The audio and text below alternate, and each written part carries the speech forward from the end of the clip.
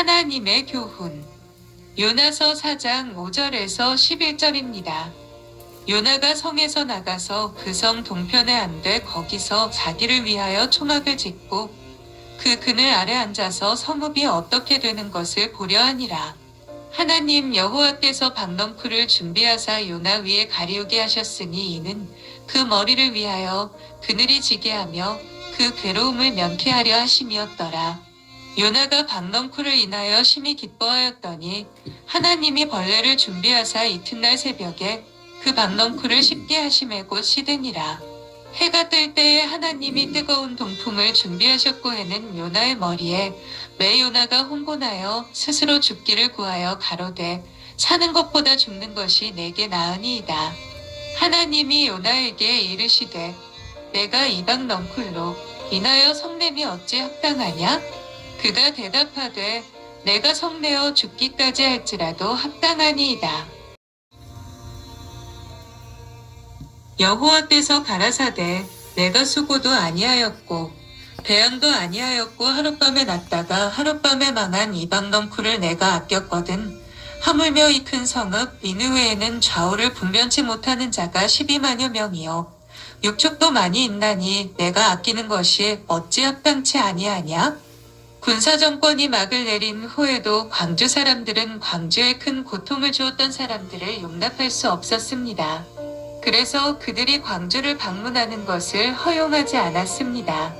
유대인들도 독일인들을 용서할 수 없어서 전범들을 잡아 재판정에 세웠고 평생에 걸쳐 죄의 대가를 치르도록 종신형을 살게 했습니다.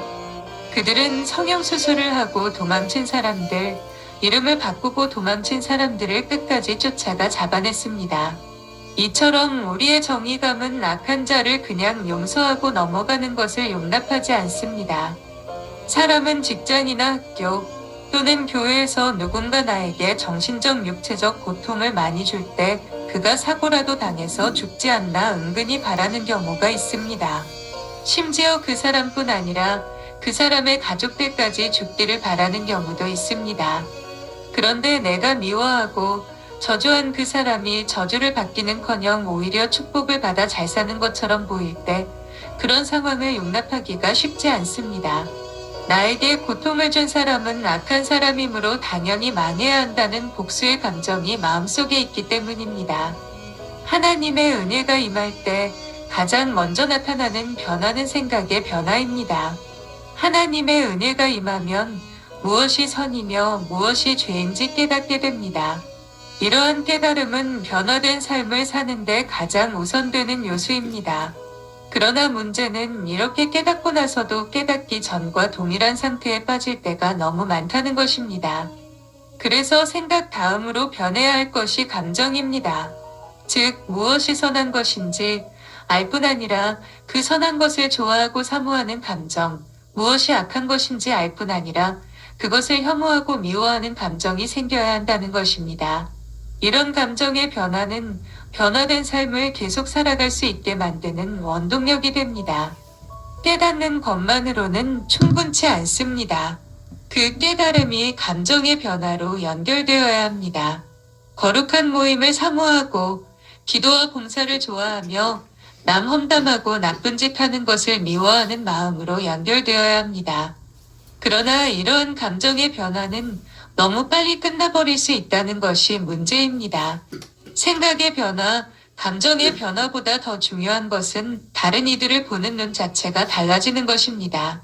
처음에는 내 문제가 너무 크고 심각한 나머지 다른 사람들이 눈에 들어오지 않습니다. 그런데 은혜를 받으면 다른 사람들도 나와 똑같이 소중한 인격을 가지고 있고 행복할 권리가 있는 존재임을 알게 됩니다. 그렇게 다른 사람을 보는 눈이 바뀔 때 비로소 죄를 짓지 않을 능력이 생기고 하나님의 뜻을 온전하게 실천할 수 있는 힘이 생깁니다. 이처럼 우리의 변화는 생각의 변화, 감정의 변화를 거쳐 관계의 변화로까지 나아가야 합니다. 아무리 나와 다른 사람도 나와 똑같이 소중한 존재라는 것, 나의 명예가 소중하듯이 그의 명예도 소중하고 나의 감정이 소중하듯이 그의 감정도 소중하며 나의 행복이 소중하듯이 그의 행복도 소중하다는 것을 인정하게 될 때 비로소 우리의 은혜는 온전한 열매로 나타날 수 있습니다. 니느웨 사람들은 이스라엘을 비롯한 주변 여러 민족들에게 못할 짓을 많이 했습니다. 다른 민족을 침략해서 목을 잘라 죽이는 것은 예사였고 심지어 껍질을 벗겨서 죽이기까지 했습니다. 요나는 이렇게 악한 자들이 자기 설교를 듣고 회개한 것이 기쁘지 않았습니다. 이렇게 악한 자들은 너무 쉽게 용서받아서는 안 된다는 것이 그의 생각이었습니다. 그들은 오래오래 고통을 받으면서 비참하게 죽어야 할 사람들이었습니다. 이것은 요나의 마음속에 있는 정의감의 요구였습니다. 그는 니느웨 사람들의 회개가 위선적인 것이기를 바랐습니다. 다급해서 회개하는 척하기는 했지만 실제로는 회개하지 않고 있다가 자기의 설교대로 40일 후에 멸망하게 되기를 바랐습니다. 그래서 그들이 정말 망하는지 망하지 않는지 지켜보기 위해 성 동쪽에 자리를 만들었습니다.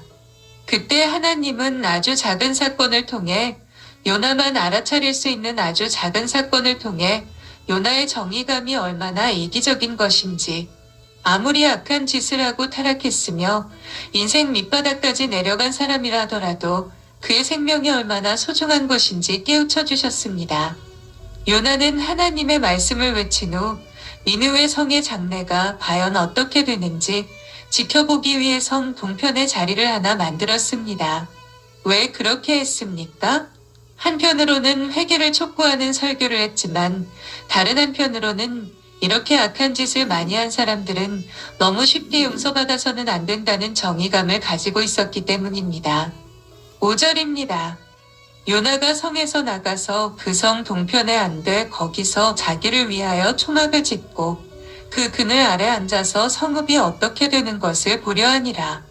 원래 선지자는 설교를 할 때 이미 그 설교의 결과를 감지할 수 있습니다. 설교자는 설교를 끝내고 나서 몇 달이 지난 후에 사람들이 찾아와서 그 말씀대로 살았더니 이런 축복이 왔습니다. 하고 보고를 해야 비로소 결과를 확인하는 사람들이 아닙니다. 설교할 때 이미 오늘 하나님이 역사하시는구나, 조만간 무슨 일이 벌어지겠구나 하는 것을 감지합니다. 요나는 니느웨에서 시시한 설교를 하고 싶었습니다.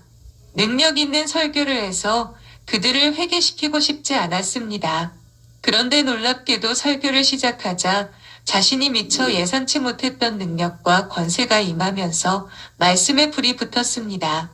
그래서 사람들이 그 말씀에 굴복하기 시작하더니 왕으로부터 시작해서 평민에 이르기까지 온 성이 회개하는 역사가 일어났습니다. 그때 요나는 다 끝났구나, 하나님이 이들을 용서하셨구나 하는 것을 느꼈습니다. 하나님이 용서하기로 작정하지 않으셨다면 자기의 설교에 이처럼 권세가 임하지 않는다는 것을 그는 알았습니다. 설교 듣는 사람 중 반은 졸고 반은 잡담하다가 끝나버린다는 것을 알았어요. 그런데 자신의 바람과 상관없이 성령이 자신을 주도해서 사자처럼 부르짖게 하시는 것을 보고 그는 이미 모든 일이 끝났다는 것을 감지했습니다. 그럼에도 불구하고 그는 그것을 인정하고 싶지 않았습니다. 여전히 그들이 회개하는 척하다가 망하기를 바랐습니다. 그래서 성 밖에 나가 초막을 짓고 40일을 기다리며 지켜보기로 작정했습니다. 우리는 눈에 보이는 결과물이 나타나야 비로소 믿는 사람들이 아닙니다. 어떤 문제를 놓고 기도하는데 어느 순간부터 기도가 잘 되기 시작하고 지금 내 기도가 하나님의 뜻에 일치하며 하나님을 기쁘시게 한다는 확신이 들기 시작하면 아무것도 이루어진 일이 없어도 이미 자기 기도가 응답되었다는 것을 압니다. 병도 그대로 있고 불편한 인간관계도 그대로 있고 문제도 여전히 풀리지 않은 채 남아있어도 게임은 이미 끝났다는 것을 알아요. 절실한 물질적 필요를 위해 기도하던 사람이 은행 통장에 돈 들어온 것을 보고 0이 몇 개인지 확인한 후에야 응답되었다 고 환호성을 올린다면 그는 엄청나게 미련한 신자입니다. 기도가 되기 시작할 때 벌써 딱 감을 잡아야지요. 그런데 요나는 그것을 알면서도 아닐 거야, 이건 위선적인 회개일 거야 라고 애써 생각하려 했습니다. 왜냐하면 감정 처리가 안 되었기 때문입니다. 이렇게 악한 자들이 쉽게 용서받으면 안 된다는 정의감 때문에 감정이 설득되지 않은 것입니다. 그의 설교에 하나님의 능력이 임했을 때 니느웨 성의 운명은 이미 바뀌었습니다. 그러나 요나는 자기 눈으로 직접 확인하기 전까지는 그 사실을 인정할 수 없었습니다. 하나님은 이런 요나를 향해 뭐라고 말씀하셨습니까? 4절입니다. 여호와께서 이르시되 너의 성냄이 어찌 합당하냐? 하시니라. 하나님은 이 잔인무도한 사람들이 눈물을 흘리며 회개하는 것을 보고 굉장히 기뻐하셨습니다. 그리고 요나도 하나님과 함께 기뻐하고 찬송하기를 원하셨습니다. 그러나 요나는 성을 냈습니다. 그것은 하나님 보시기에 아름다운 모습이 아니었습니다.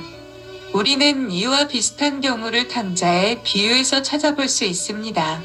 아버지는 재산을 받아 나갔던 방탕한 아들이 빈털터리가 되어 돌아오자 너무나 기뻐하면서 잔치를 벌였습니다.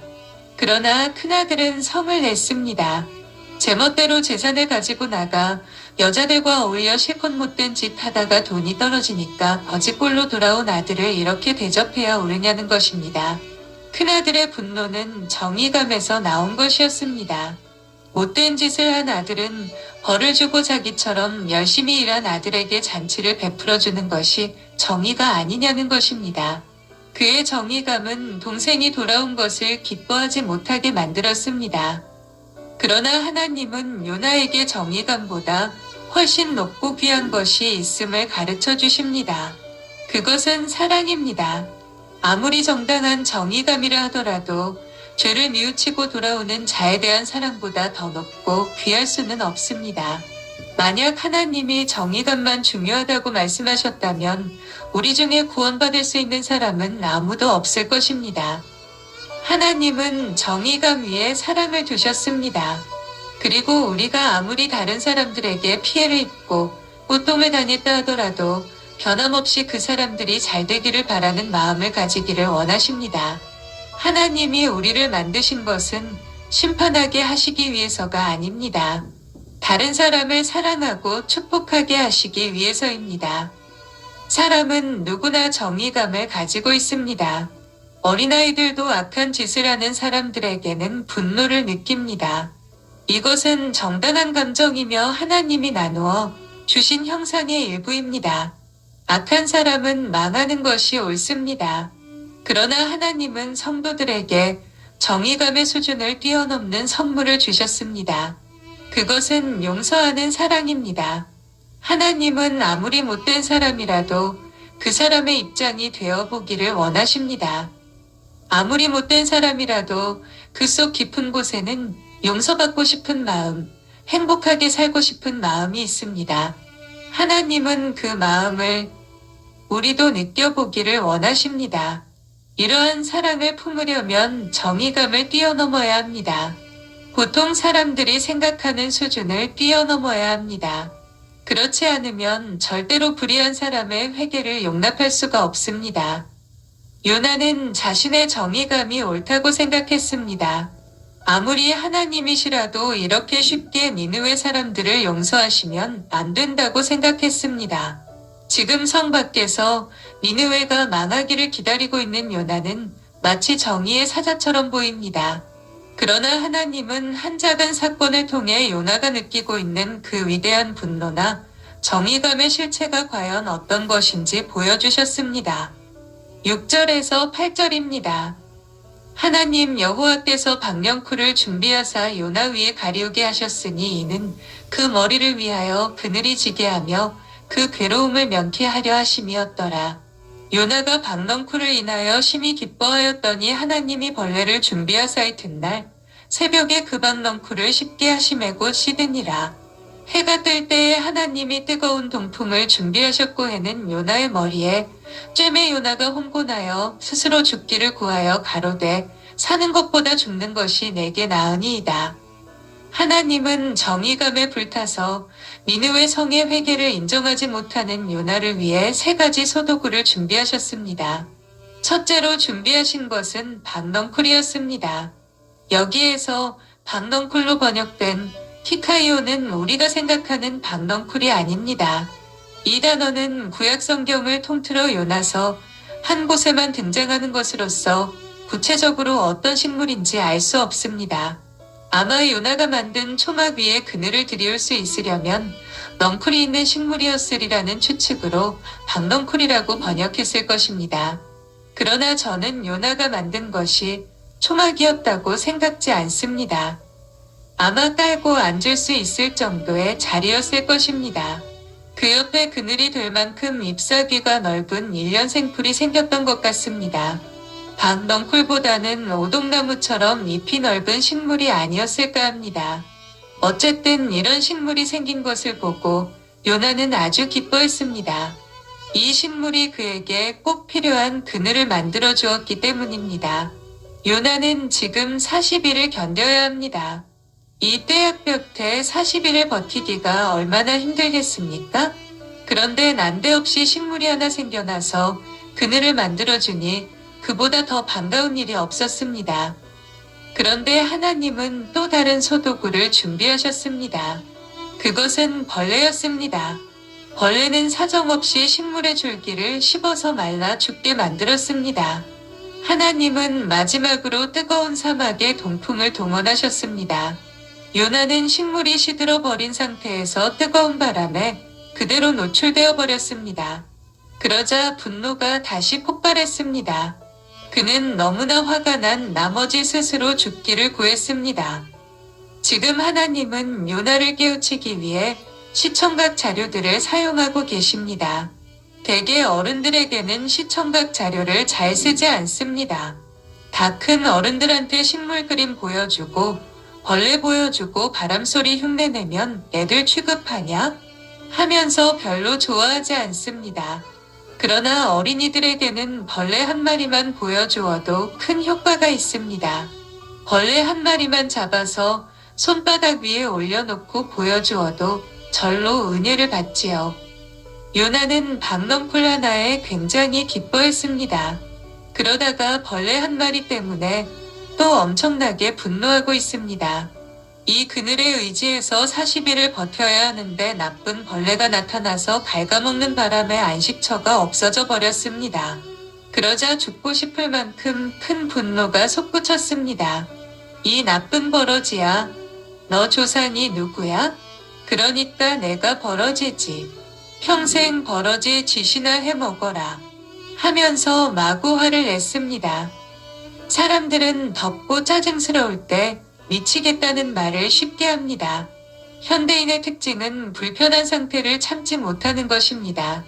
예전에 누가 공중전화를 오래 쓴다고 사람을 찔러 죽인 사건이 있었습니다. 공중전화 쓸 때는 밖을 자꾸 살피면서 심상치 않다 싶으면 얼른 끊고 나와야지 조금만 오래 통화하면 목숨까지 위태로운 세상이 되었습니다. 사람들은 모든 것이 편리하고 쾌적한 상태에서 대접받으며 지내고 싶어 합니다. 그래서 날씨가 유난히 덥거나 일이 생각대로 풀리지 않으면 미치겠다면서 마구 화를 냅니다. 요나는 조금 전에 무엇 때문에 화를 냈습니까? 정의감 때문에 화를 냈습니다. 그의 분노는 거룩한 분노였습니다. 악한 자들은 쉽게 용서받으면 안 된다는 선지자다운 분노였습니다. 그런데 그는 불과 얼마 지나지 않아 한낱 벌레 한 마리에게 전보다 더 뜨거운 분노를 쏟아붓고 있습니다. 자기 것도 아닌 박넝쿨을 씹어먹었다고 이 버러지 같은 놈 하면서 온갖 저주를 퍼붓고 있습니다. 따지고 보면 화낼 이유가 전혀 없는데 자기가 좀 불편하다고 화를 내는 거예요. 하나님이 요나에게 말씀하시는 것이 무엇입니까? 너는 조금 전에 거룩한 분노를 폭발시켰다. 내 말이 맞다. 악한 사람들은 쉽게 용서받으면 안 된다. 그런데 내가 그처럼 거룩한 분노를 표출할 정도로 정의로운 사람이라면 어떻게 내 것도 아닌 박넝쿨을 갉아먹었다고 해서 이 작은 벌레 한 마리에게 그렇게 분노할 수 있느냐? 내가 그렇게 수준 높은 사람이라면 이런 사소한 불편쯤은 뛰어넘어야 하는 것 아니냐? 어떻게 시시한 내 자신의 편의가 손상되었다고 해서 똑같은 분노를 퍼부을 수 있느냐? 결국 너의 분노라는 것은 내 기준에 따라 좌우되는 주관적인 것이 아니냐? 하나님은 박넝쿨과 벌레를 통해 정의에 대한 사람의 기준이 지극히 자기중심적이라는 사실, 자기 몸이 편하냐 불편하냐에 따라서 얼마든지 좌지우지 될 수 있는 것이라는 사실을 보여주셨습니다. 예를 들어 어떤 불의가 자기에게 유익이 되면 그럭저럭 견딜만한 불의가 됩니다. 그러나 그 불의가 자기에게 직접 고통을 줄 때는 엄청나게 비판에 마땅한 불의가 됩니다. 그런 정의감을 과연 공정한 정의감이라고 할 수 있겠습니까? 하나님은 화가 나서 펄펄 뛰는 요나에게 물으셨습니다. 9절입니다. 하나님이 요나에게 이르시되 내가 이방 넝쿨로 인하여 성냄이 어찌 합당하냐?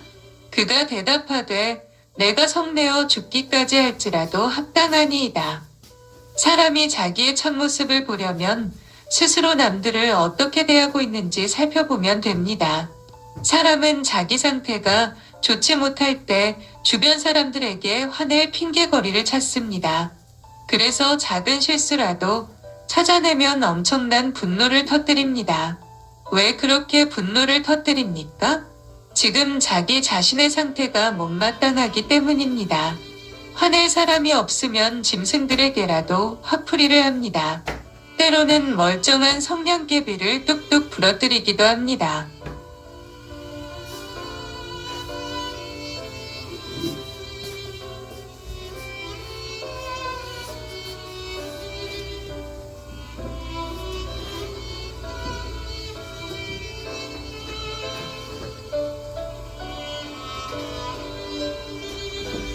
사람들은 일이 자기 뜻대로 되지 않을 때 화를 냅니다. 자기 뜻대로 매사가 척척 맞아 돌아간다면 화낼 이유가 없습니다. 요나의 말 한마디에 박넝쿨이 착 준비되고 벌레가 자살해버리고 니느웨 성이 와르르 무너지고 이스라엘로 돌아가는 교통편이 대기되었다면 얼마나 기뻤겠습니까?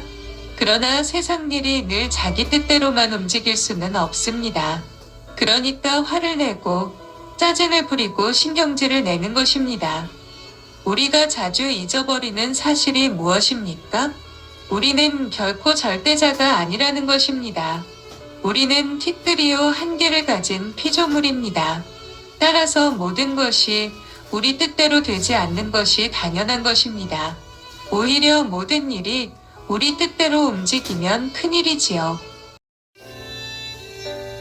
그래서 무슨 일을 할 때 내 수준에서 하나님의 뜻이라고 생각되는 것을 열심히 하되 그것이 하나님의 뜻이 아니라는 판명이 났을 때에는 얼마든지 포기하고 물러설 수 있는 마음을 가져야 합니다. 그렇지 않으면 하나님의 뜻이 더 분명하게 나타났을 때 받아들이지 못하게 되고 끝까지 하나님과 한판 붙어보려고 초막을 짓고 기다리게 됩니다. 진정으로 분노할 자격을 가진 분은 하나님 한 분밖에 없습니다. 그래서 우리의 분노는 절대적인 분노가 되면 안 됩니다. 어떤 사람이 악한 짓을 할 때 저 행동은 바람직하지 못하다. 저 행동은 비난받아야 한다고 말하는 데서 그쳐야지 그 사람의 인격 전체를 사잡아서 저런 인간은 망해야 한다고 단정 지으면 안 됩니다. 그것은 하나님만 판단하실 수 있는 부분입니다. 낱낱의 행동에 대해서는 가치 판단을 내릴 필요가 있습니다. 그러나 사람 그 자체에 대해서는 판단을 유보해야 합니다. 하나님은 요나에게 말씀하십니다. 10절, 11절입니다.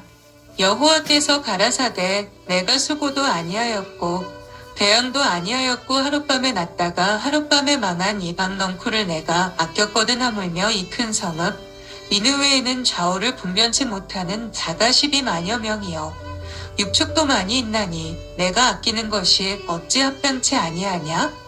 요나는 자기 것도 아닌 1년생 풀을 아껴서 벌레가 그 풀을 씹어버렸을 때 감당할 수 없는 분노를 느꼈습니다. 그는 하룻밤에 났다가 하룻밤에 없어지는 풀도 그렇게 아꼈습니다. 그렇다면 사람은 어떻습니까? 풀과는 비교할 수도 없을 만큼 소중한 존재 아닙니까? 하나님은 아수르의 악인들을 사랑하셨습니다. 하나님은 깡패의 생명을 아끼십니다. 불량배들의 생명을 아끼십니다. 창녀들의 생명을 사랑하십니다. 우리가 집에서 곱게 키우는 난이나 귀한 어초와는 비교할 수도 없을 만큼 그들을 소중히 여기십니다.